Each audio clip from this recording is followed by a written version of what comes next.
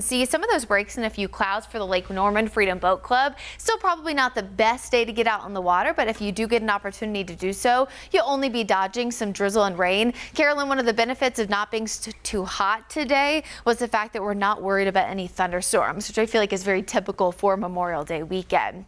Your forecast as we go hour by hour, we'll eventually see a few more clouds mixing in. Temperatures though comfortable, 70s now, 60s later, as the clouds overnight will keep things mostly warm and warmer than average for this time of year.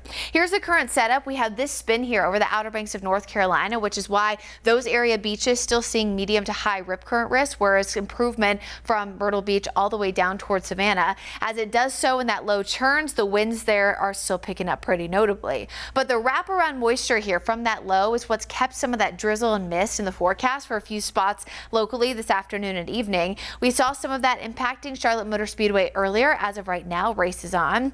Some light to moderate rain right now falling for portions here of Alexander County up toward northern Iredell, and then a few little specks of green for areas elsewhere. Let's zoom into Charlotte Motor Speedway, where a little bit ago I was watching a little bit of this light little speck of green, a little bit of mist maybe impacting here shortly, but it really depends on the exact direction here. You can see if it moves southwest directly, will impact the track, but if it takes a more southerly turn, it won't be too bad, but something we're keeping a very close eye on as we go through the next few hours. Rain chances are extremely low, but that little bit of drizzle and mist can impact the track because like Jessie mentioned in her story earlier, there's no significant tread on those NASCAR cars, so they need it completely dry, so even that little bit of moisture can impact the race notably.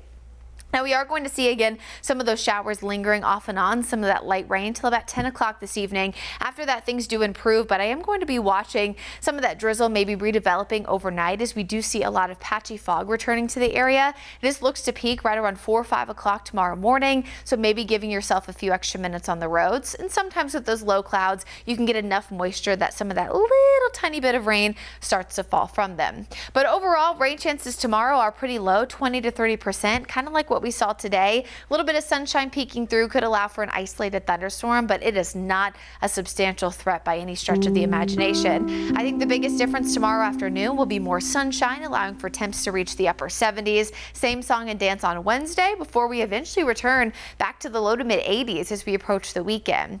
Now we are going to see some low and rain chances over the next few days. As we do enter June, it is really hard to get a day where there's no chance to see rain because as we get into summertime, it's more humid, which you will notice this week too, and a little bit of sunshine can prompt a shower or even a thunderstorm very quickly during summertime.